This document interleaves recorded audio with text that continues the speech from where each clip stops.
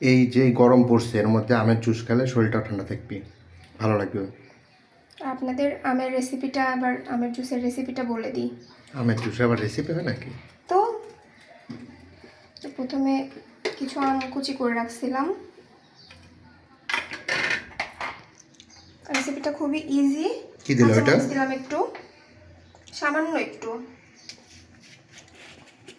এবার একটু বিট লবণ দিব। কতখানি বিট লবণ দিল? 1 চা চামচ দাও। 1 চা চামচ না, আর কম, যার যতটুকু প্রয়োজন আর কি, আমের উপর ডিপেন্ড করবে এটা। এবার কি দিবা? এবার কি দিবা? এবার দিব সামান্য চাট মশলা। চাট মশলা আবার কি? এটা প্যাকেট কিনে আনলাম ওইটা? ফ্লেভার অনেক ভালো আসবে। ওটা কি বাসা বানাছো না কিনে আনলাম যেটা ওটা? কেনা, এটা বাসাতে বানানো যায়, অনেক ইজি রেসিপিটা। আর কি দিবা?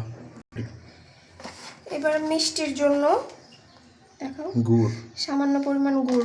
খেজুরের গুড় না কুশালের? এটা কুশারের গুড়। গরমে কুশারের গুড় খাওয়াটা আসলে খুবই উপকার। চিনি খেলে? চিনি না খাওয়াটাই উত্তম। আর কিছু দিবা না? পানি দিবা না? হ্যাঁ, সামান্য একটু পানি দিয়ে এটা আমি আগে অল্প একটু ব্লেন্ড করে নিব, না হলে বেশি পানি দিলে প্রথমে ভালো মতো হয় না আমটা মিহি। কতক্ষণ অন করে? এবার বেশি পানি ছাড়াই আমি ব্লেন্ড করে নিব।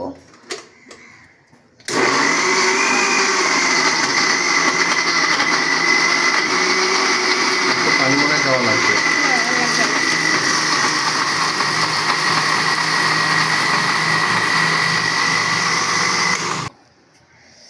এবার ব্লেন্ড হয়ে গেছে। এবার সামান্য ঠান্ডা পানি দিবে না, প্রয়োজন মতো আর কি, যতটুকু আপনি জুস বানাবেন ততটুকু পানি দিয়ে এবার আর একবার অল্প একটু ব্লেন্ড করে নিলেই হয়ে যাবে।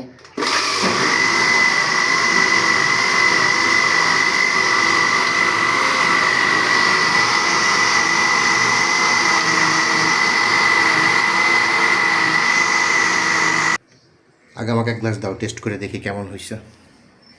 একটু বরফ দিয়ে দিও, খুব গরম লাগতেছে। এবার মগে ঢেলে। কালার হচ্ছে কিন্তু খুব সুন্দর। তো সবুজ কালার হওয়ার কথা, এরকম হলো কেন? শোনো, এটা যে গুড় দেওয়ার জন্য কালারটা এরকম আচ্ছা। আসছে। এবার পছন্দ মতো আইস কিউব দিয়ে রেডি আমের জুস। সবাই অবশ্যই ট্রাই করবেন এই গরমে। সবার বাসায় কিন্তু আম খুব অ্যাভেলেবল, এ সময় বানিয়ে খেয়ে দেখবেন কেমন লাগে, খুব রিফ্রেশিং।